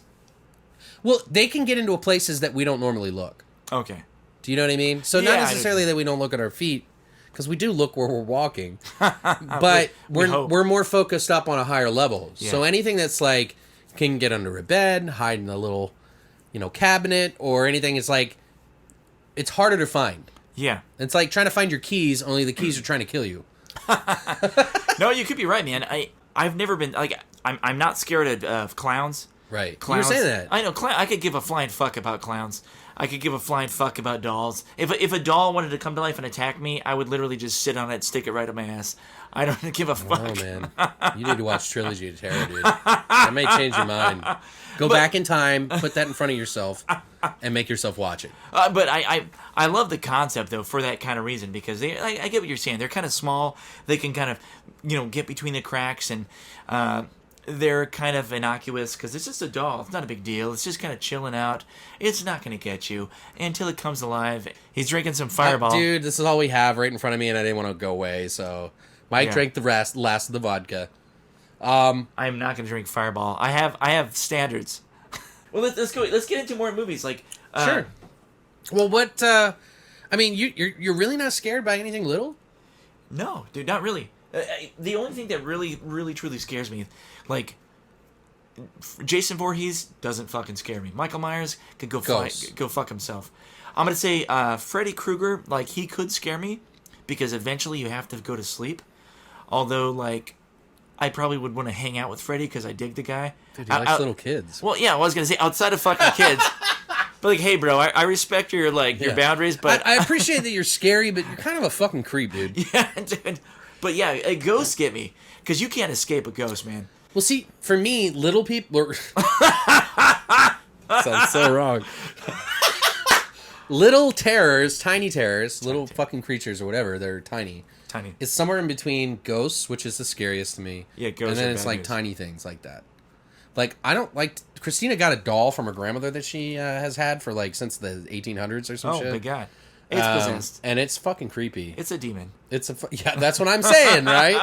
If I was possessed. sleeping in a room and there was that little fucking doll in the corner fucking staring at me while I was sleeping and scratching my nuts, I would fucking freak out. I would not want it there staring at me, plotting to kill me. Yeah, I don't know, dude. Or be my friend to the end. Heidi-ho! Yeah. Heidi-ho! Yeah, I don't know. Little things just don't scare me, man. I'm more of scared of ghosts. But that just because dude, if need be, even though the little things are small, I can still fucking just pick it up and throw it down the garbage disposal. Yeah, but what if they don't die? And they just put themselves back together whenever you kill them. And they just keep coming at you, and they keep stabbing you. Because you know what? In that fucking Trilogy of Terror movie... It keeps stabbing? It keeps coming. Oh. She tries to put it in a suitcase. And it cuts the fucking suitcase open. And she's trying to stop it from cutting it so it can get out. And she's cutting her fingers up and everything. Oh my god. It's fucking brutal, dude. You need to watch that, dude. I'm going to watch. I can't believe I have not seen it. I'm a bad horror nerd. I am not very good. That's probably the scariest fucking one to me. And maybe everybody else thinks it's ridiculous. But I remember having specific dreams about that. That and The Gate. Oh, The Gate. Let's get into that, dude. The Gate is phenomenal. Yeah. Dude, well, not really phenomenal. It's, okay, not phenomenal. No, it's phenomenal. It just brings back memories, man. Dude, that was the most creative fucking movie I had seen in a while. Oh, dude, well, there's a couple things. First of all, I used to make model rockets when I was a kid. Right. And launch them. So that movie had model rockets in it. Right. I kind of dug that. Not only that, but... And that relates to every kid sort of in that time. Oh, yeah, for sure. And also, the playing the album with the lyrics backwards. Isn't that what it was? Oh, yeah. They played the fucking metal album backwards. Yeah, because I'm a big... That's a trope. I'm a big Venom fan. Right. And That's right. Venom has an album where... it's called Welcome to Hell, where they have... there's one of the songs where it has a bunch of, lyrics that are backwards just like that. What was the fucking band that had that, though, that had the issue where they were talking about playing it backwards? It was the devil. There was I remember it on the news. They literally put that shit on the fucking news. Oh, I don't know. You mean the band was saying this is... No, the band wasn't saying it, but other people were saying, they were don't buy this album. If you play it backwards, it's like the devil. Oh, I have no idea. It's probably fucking... And they put it on the news, dude. That's how crazy things have changed. Oh, I know. Since we were kids. I know, dude. But yeah, The Gate... Go ahead, man. I'm sorry. Oh, no, the Gate is cool, man. It's just it's fucking weird. I mean, these kids, they have this portal to hell in their backyard. This tree fall over and it opens up this hole. Mm-hmm. And then somebody, they need to make a sacrifice based on the album lyrics. So the dog dies and they throw the dog in the hole. Yeah, just so coincidentally. Yeah, and it creates these little tiny, clay creatures that come out, the stop-motion creatures. It's really cool, dude. Those things are freaky, man. When I was a kid, I just thought about them. They're like... What really scared me more than the fucking little golem creatures was the dead corpse guy in the wall. That was pretty freaky. That bothered me. That part didn't freak me. What scared me was the part where his friend, the Terrence kid, Okay, yeah. the one with the buck teeth, he they go in the closet, they're hiding in the closet for some reason, and Terrence comes out. Oh, yeah. And he's like biting his arm or whatever. Oh. Like that freaked me out. Like that scared me. Oh, dude, I remember the part where the guy has the eye on his hand. I didn't even want to go to closets because of that. Like when I was a But little you eventually kid, came out of one, so it works out. But Zing! But remember the one where he stabs his hand? Yeah, he stabs the eye. Isn't it? Oh God, there's a famous guy in that movie. Who was one of the kids. Was it Brad Dourif? As a Yeah, kid? it's Brad Dourif. Wow, Brad Dourif. He's Yeah. fucking phenomenal, dude. And For a kid, yeah, that's acting. That Oh, was dude, pretty and good. talking about Brad Dourif, What? another Tiny Terror. No, it wasn't Brad Dourif. It was Steven Dorff. Oh, Steven Dorff. There you So go. it's similar. Yeah. Dorff. Okay. But Steven Dorff. Yeah, he's the one. He was also in Blade. Oh yeah. He was the bad guy in Blade. But yeah, Steven Dorff was a pretty good kid. Like a good. He was also in So Fucking What, Oh, dude. which I he can't- gave me to borrow. Actually, I have you. I think I haven't watched it in a while. Yeah, it's not I have bad. bought so many movies now. Like I'm like trying to Oh, yeah. like almost military like style watch these fucking movies. It's like now. you wake up in the morning, you look at the clock, and it's Gotta fucking watch the movies. Gotta watch the movies. But yeah, The Gate. I actually saw The Gate 2 in the theater. Oh, as did I. Yeah, did you really? And it was. I don't know many people that did. I did. I saw it at I saw it at Westridge. I remember seeing it with my friend Leslie, who I went through school with all the way up to high school. Okay. So it's so weird, like thinking about it. I haven't thought about him in so long. I want to see it again. I There was remember. nobody in the theater. It was just me and him. I remember seeing it. Like I think I saw part of a double feature. One of my friends bought fucking Gate 1 and Gate 2 for literally like $6. Oh, Do you know that fuckers. Gate 2 on DVD is so fucking rare? And they had a copy. Dude, that's crazy. It's called the Fissure in France, by the way. The Gate is called the Fissure, meaning the cave or whatever. Oh yeah. But yeah, I want to fucking see it again. If man. you guys haven't seen The Gate or Gate 2 even, like some people, it's up in the air for some people who like the Gate 2. I personally liked it. I remember having a good time at the theater. Right. 'Cause it wasn't something where they were able to create like money and cars and things, but it really turned into shit. Right. That's all I can remember. Is it just there's stuff turning into shit? Yes, literal shit. Like literal shit. There's some really funny stuff in there, and like I kind of wish Brad Dourif came back, but Terrence I think did a good job. Steven Dorff. Steven Dorff. God damn it. It's all good, man. Motherfucker! What other movies do we have? I mean, there's a couple. I mean, we could. All right, let's just say it because what's his name from fucking Full House or Full Moon? Full Moon. Full House. All right, the alcohol's kicking in. Full Moon Productions. Charles Band, dude. Charles Band. Dude, almost everything he is the did. Tiny Terrorist King. He is the king of that shit, man. He really is. And it's fun, dude. I love full moon movies. Yeah, no. I mean, I miss them in a way, just Yeah. like I miss Trauma in a way. Yeah. Like, it's not the same for me, and I'm sorry if you guys are big fans of those. Well, I'm not saying that it's not good. It's just I've grown. I've watched so many. I may Yeah. have like choked myself out with like Trauma and Full Moon movies. I think I like Full Moon better than Trauma. Oh, I do. Trauma does have its moments, like Sure. Tromeo and Juliet, totally cool. I think Trauma kind of like opened the door in a lot of ways. Yeah. But I think Full Moon at the time was just when we used to rent movies before Yeah. we could really buy them because they were like $80 a piece. Oh yeah, Or dude. $200 a piece, like yeah, whatever. early on. There was Full Moon, and it was all about my teens. Yeah, it was all about like I got a full Saturday, nothing going on, full pizza to me. I'm gonna get fat as fuck and drink Dr Pepper and eat pizza. I'm gonna watch all these goddamn Trauma films or all these, Charles Band Sure. Full Moon flicks. Dude, Charles Band, and we were talking about this. We don't know what happened to him. He's still around. He does, like I said. I would love to do an interview with him. Oh, I would love to do him for an interview. Is this your new? Is this for the year? Next year? But we probably could. I mean, Because I honestly, thought Jeffrey Combs was your one for this year. Combs is my one. He's your go-to. He's your go-to bitch. No, but yeah, we got to talk to Chris from Trash City more because she does a thing with Charles Band every year. We need to. Yeah, So I mean, if if she brings him back, we could go talk. I to would him. love to talk to him. Charles Band has done a lot. Probably the lion's share of Tiny Terror movies. Dude, for sure. So he may not have done the most notable, but he's done so many notable ones. I think so. I think he's a top tier in regards to that. I would agree. Yeah, I think that maybe perhaps that's what he was scared of. Maybe We got like Demonic Toys, Yep, we got Demonic Toys, Doll Man, Subspecies. Subspecies. God, what were some of the other ones, man? There was Skullheads later on. There was let's see, we got Puppet Master, which Puppet is like Master. Charles Band's like that is fucking Tiny Terror's phenomenal. opus. Oh yeah, dude. I would say. That's Beethoven's fifth. Yeah, Charles that's Band's like fifth. for Charles Band, yeah. that's Because a- Puppet Master had what, like 8 movies? Oh yeah, for sure. That was a good one, man. I enjoyed that. Demonic Toys always kind of was like my second favorite of the little ones, like that. I think that was probably one of my favorite Charles, secondary favorite. Okay. But there was Puppet Master. Like the first 2, I remember were really kind of scary to me, and then the rest kind of started getting a little weird. Oh, kind You know? of Like they were just like, just make a movie.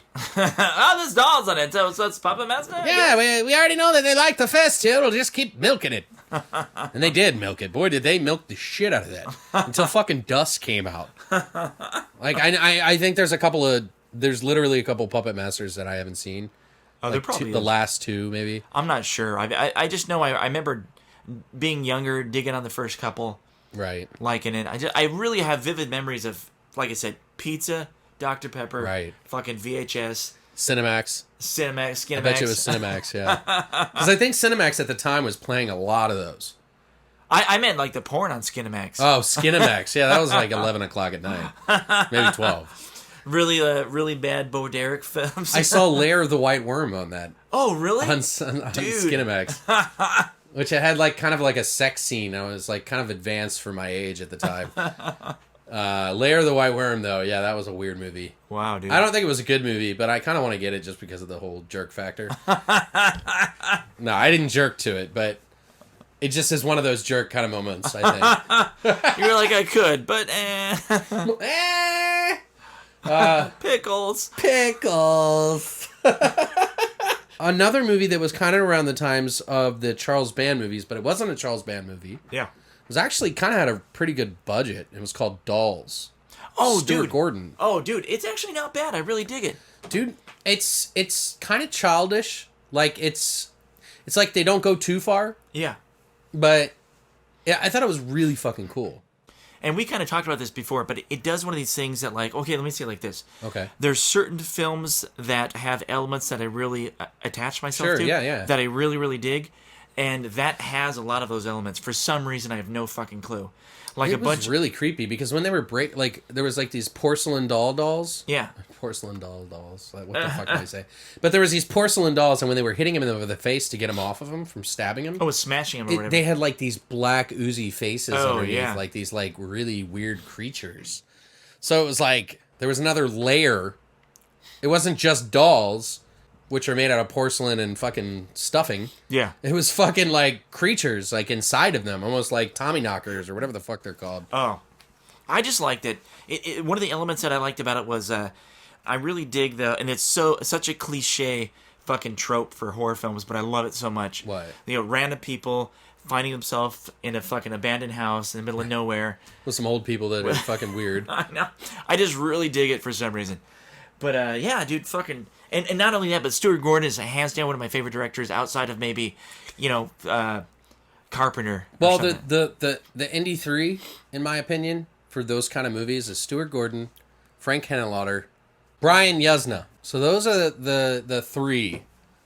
Yeah, he directed the Bridery Animator, didn't he? I think so, yeah. I think he did Well, some they of all this- kind of like Brian Yuzna and Stuart Gordon work together a lot. Yeah, for sure, dude. They're very And like they scratch each other's backs so many ways. I think they were like really good friends. yeah, for sure. So because you don't work in the industry luckily like that all the time. I know for sure. As many times as they did. But yeah, I think those 3 are some of my favorites for those type of weird yeah, indie for sure. gems. I'm cool with that. There's so many directors, but those 3 guys like really they took underground cinema and made it good. For sure, dude. So there's another one that so Dolls came out, and then I remember sometime later there was a movie called Dolly Dearest. Oh, dude, I forgot about that. I watched that recently. on Amazon Prime. Hopefully Garbage. I was gonna say, hopefully you didn't pay for it. The fucking best part of that movie is like The credits, she 'cause you knew it was cusses over. at him. She's like, "Fuck you, Charlie." Like her voice is like that, and it was like the shit turd fucking Chucky. It was like really bad. The fucking acting and everything was just atrocious. But Child's Play, Oh, for sure, dude. we got Child's Play, I haven't seen that in forever, but man, the first Child's Play was actually really well shot. What's up? It's really well shot. I know. Well, it goes with the same thing with like Nightmare and Oh yeah, Freddy, kind of where the first film is very fucking serious and very dark and evil, and then it turns into a really bad stand-up routine on right. off Broadway. He took a fucking tip from Freddy. I know, that's for sure. But I like it though. I dig it. Sure. I think Brad Dourif was badass. And we talked about the 3 slashers that are the biggest. Oh yeah. And it's like Jason, Freddy, and Michael Myers. But my buddy got mad. He was like, "Dude, you guys didn't mention fucking Chucky, dude. Like he got hurt. Like I fucking Yeah, I'll take Chucky any day over Michael Myers. I give I guess you're right. I yeah. give Carpenter props for creating Michael Myers in the Sure. original one, But after that, it was a shit show. well, he's just like see, Yeah, he I'm was being- like a wannabe Jason. yeah, it's like, and it doesn't do anything for me. Like Not really, but I really dig like I really dig Freddy because Freddy had a sense of humor, and I think you need comedy in a horror movie. I think I it don't really know. helps. That was like up in the air for some people. They always felt that the comedy was kind of taken away from the scariness. Yeah, but So they always like rotate like with Freddy, a lot of people say like the first one is the best movie. With Chucky, they say the first one is the best movie because it wasn't. It was void of like stupid humor. yeah. But I kind of dig the stupid humor though. That's just me. I like horror, but if I'm watching a horror film that doesn't take itself too serious and it has some comedy, Sure. I enjoy those movies, but I do like a good serious scare fest. Like yeah. and sometimes when it goes too serious, they traipse through cheese Oh, okay. land. You know what I mean? Like it's so over dramatic that it's like super cheesy, kind of like Lucio Fulci in a way. Like his movies are like over dramatic. Oh yeah. But yeah, I like Chucky. I thought Chucky was good. I like the sequels. When I was younger, I grew up with a lot of sequels Oh, because yeah. I grew up in the 80s. You know, I was born in 77 and I grew up through the 80s watching all those fucking horror movies. Yeah. So all the sequels that happened in the early 80s or early 70s, like when I was like too young to watch this shit. I was too young to watch the sequels even, but I was a fan of a lot of the sequels in the 80s. Oh, Like, yeah. I really was. And I think, when you hear people talk about like their favorite franchises and they talk about which ones are the best movies, and most people say like Jason is like the second one. Like the second one is the best because that's where you really get to see Jason. Oh, that's where And it that the first one's kind of like you just gotta watch it because you're supposed to. Like even with the remake, they were like, let's just do a 5-minute segment of the first movie. Yeah. But yeah, like a lot of people say that Jason, the second one is really good. But then other people will say like that this one's shit, and but if you grew up and that was your first fucking Jason movie or your first doll movie Oh yeah. of the franchise, Yeah. you're gonna that's gonna be your favorite Oh, for sure, dude. That's, every time. You're right. And there's no arguing with it because that's as nostalgic as you can get. There is another movie that's kind of more recent, Annabelle, which was the oh, I've not seen that yet. But yeah, I it's heard, like, I heard it sucked some donkey balls. yeah, it's the colon blow of doll movies. I Sweet. think. So it's like a giant. So I should wear a diaper when I watch it.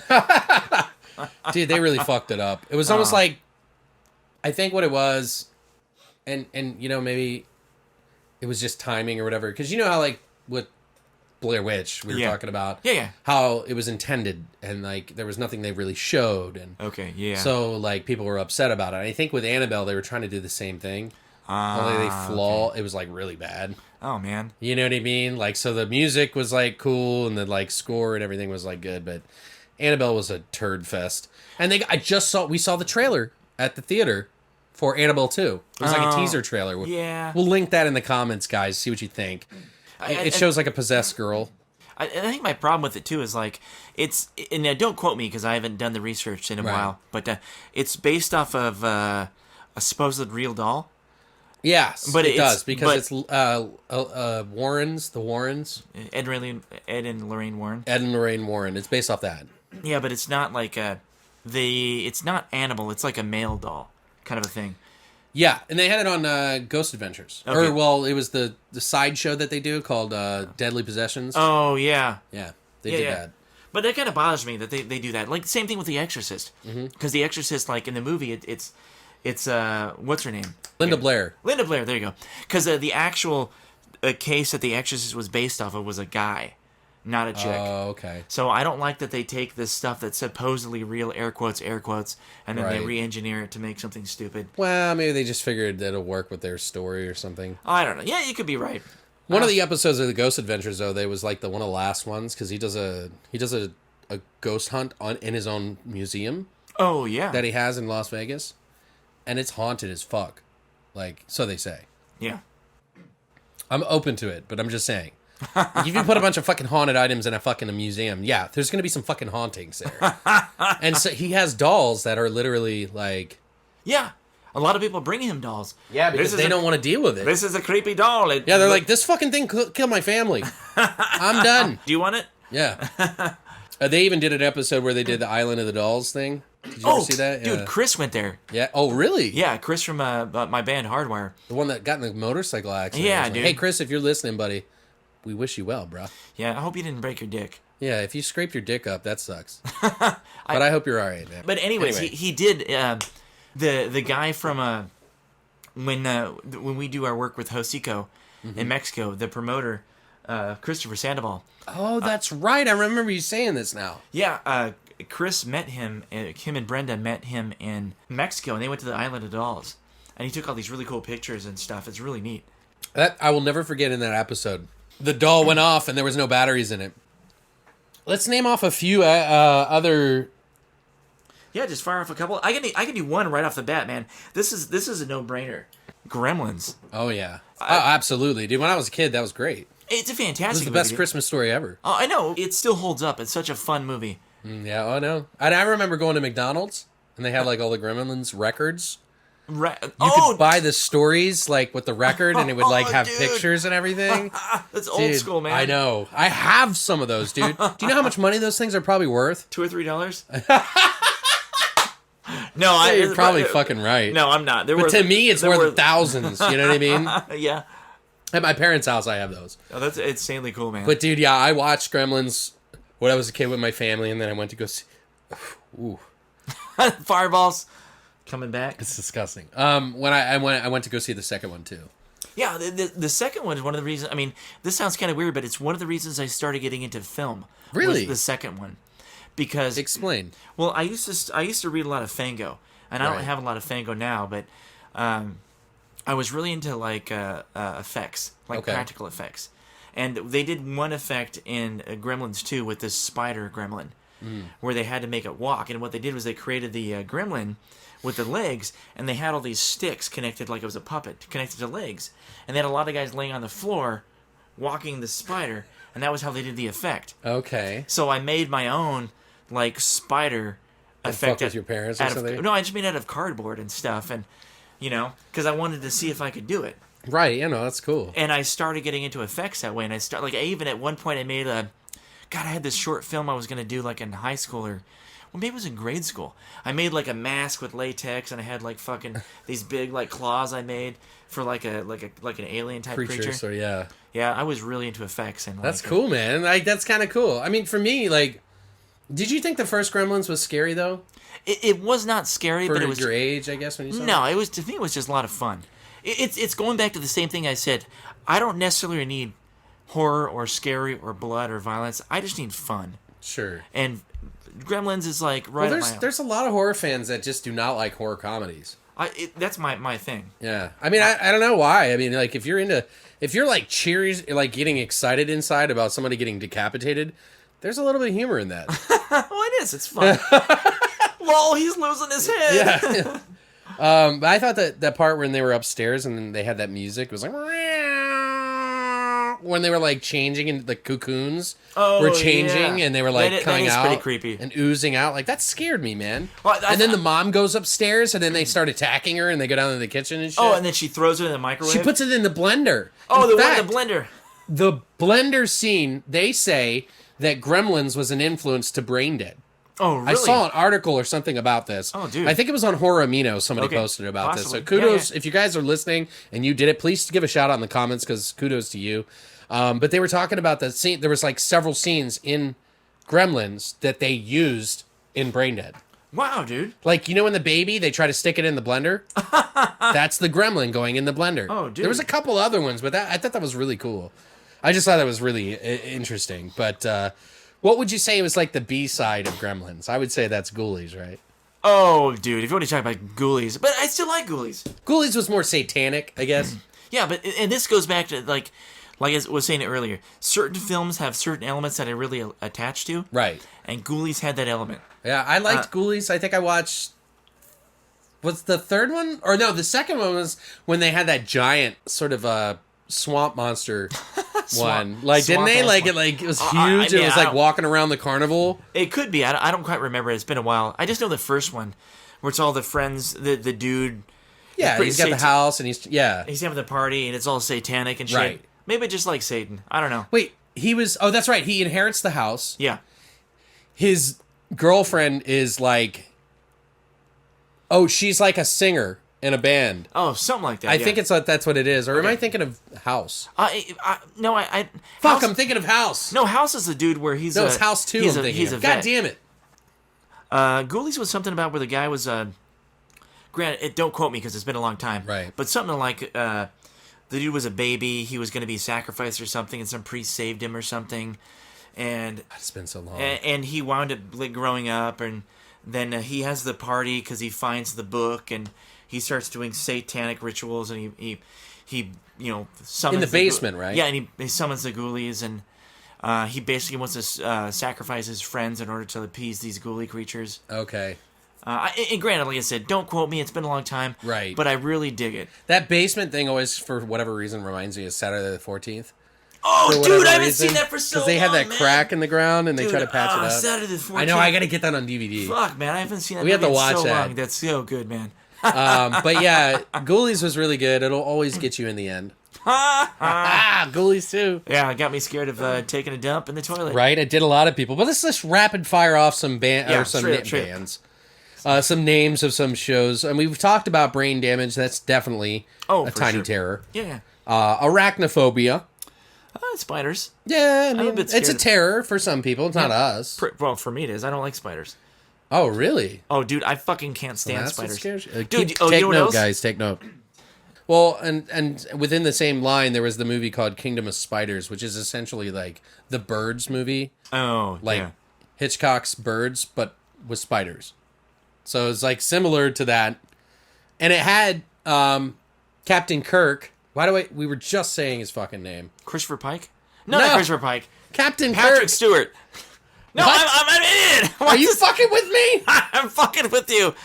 Dude. William Shatner. William Shatner. Woo-hoo-hoo! I think he's the cheesiest motherfucker I've ever seen. I'm sorry, and I am a fan of Star Trek, and I did watch that a lot as a kid. But like when I see his stand up, it irritates me. Like, and I've told that to my Trekkie friends, and they get really pissed off at me. I'm a huge, disgustingly huge Trekkie. Like, I get it. Like, I know it's a joke, but it's a bad joke. Yeah. Like, I don't like I mean, I've seen him in some stuff I'm okay with, but he just pisses me off for some reason. And it's not because I don't like Captain Kirk. Captain Kirk's awesome. And fucking William Shatner playing Captain Kirk was amazing. Yeah. I watched all those movies. I fucking was amazed by those things when I was a kid. The movies and everything. The one with the whales even. I went to the theater to see that shit. That's the best one. Right? Have you heard his spoken... doesn't he have a spoken word album? Where he does, like, music? Yeah, and it's like kind of like a beatnik thing. Yeah. And I'm talking like this. I'm like, shut the fuck up! I can't be the only one. If I am, please just tell me. Please tell me. But Kingdom of Spiders, he did that movie. Okay, cool. Another one that I definitely want to mention, we got Leprechaun. Oh, Leprechaun. Basket Case. Basket Case. Phantasm. Oh, Phantasm, dude. Yeah. And one of my favorites we're going to talk about a little bit is Munchies. Ooh. Remember Munchies? Yeah, you smoke a bowl, then you order a pizza. Those things. You fucking asshole. No, Munchies was like Gremlins. It used similar the seminal rules Oh, yeah. to Gremlins. But it said basically that if you tried to cut them in half or kill them, they would break into two, and then they would make another one. So it was like these little things. They go to some Aztec fucking cave or some shit. They get this fucking one ghoulie, or not ghoulie. God damn it, munchie. I'm drunk. Okay, I'm drunk. They get this munchie, and then it comes back, and then it starts terrorizing this town. Oh, yeah. And it's like, it drives cars. It's like Gremlins on acid. Like, I don't know how to explain it. A very cheesy Gremlins on acid. Yeah, it was. It's been so long since I've seen it, but it was definitely like someone taking that concept and just knowing that it's silly, Right. and running with It's the super concept. silly. Yeah, but I haven't. But seen it's it. one of those movies, man. I that was like a kid favorite for me. Like, I watched that so many times. More times than probably most people have. I don't know why. I gotta see it again, man. I have not seen it since I rented it on VHS. I miss the VHS beta stores of the day. I know. That's dude. where I found out, because there was no online. There was only magazines, and nobody bought magazines for this type of shit. I know. They saw the cover. A lot of them were a lie, the covers, and they went and it was just like you would spend like an hour there. Oh, I know. Trying to find just the movie that you wanted to watch, and I think it was like $3 back in the day. So let me ask you this. Out of all the movies that we talked about, Leprechaun, Munchies, Ghoulies, Kingdom of Spiders, Arachnophobia, Brain Damage, Basket Case, Gremlins, Phantasm, Annabelle, Dolls, Child's Play, Puppet Masters, Subspecies, Demonic Toys, Doll Man. Well, we didn't talk about Doll Man, but Doll Man, Trilogy of Terror, The Gate, Tiny Terrors. What would you say is your favorite? It's tough. For hitting the sweet spot from my childhood, I say Charles Band, his stuff. Any of his stuff. Yeah, because I really dig his stuff. And when you're talking about Tiny Terrors, but if you want to talk about quality stuff, I don't want to say quality, but like Gremlins is up there for being a quality film that's going to last. But, man, I would say Charles Band. Okay. Any of his movies. What of Charles Band would you say is your best? Puppet Master. You think that's your favorite? Well, it from that one reminds me the most. Okay. From back in the day. I just have vivid memories of, like, Puppet Master. Okay. Well, for me, and I'm pretty sure it's obvious for most people, is Trilogy of Terror. Oh, that's cool, man. Which is only 30 minutes. Not really even a movie. But they made a sequel.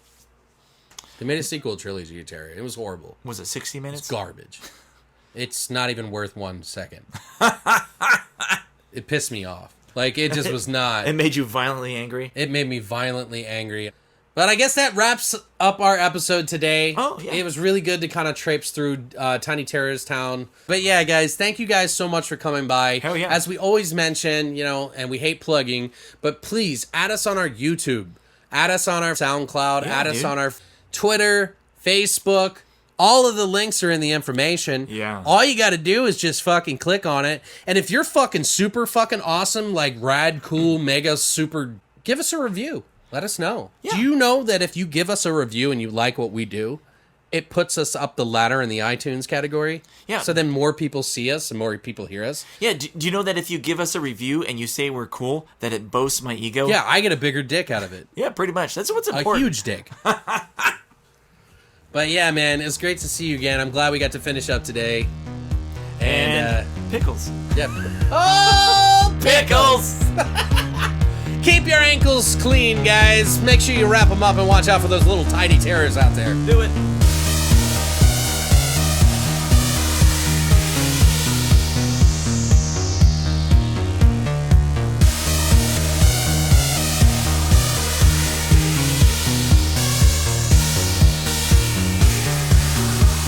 You have been listening to Beyond the Veil Horror Podcast. Tune in every Monday for a new episode. Wanna play?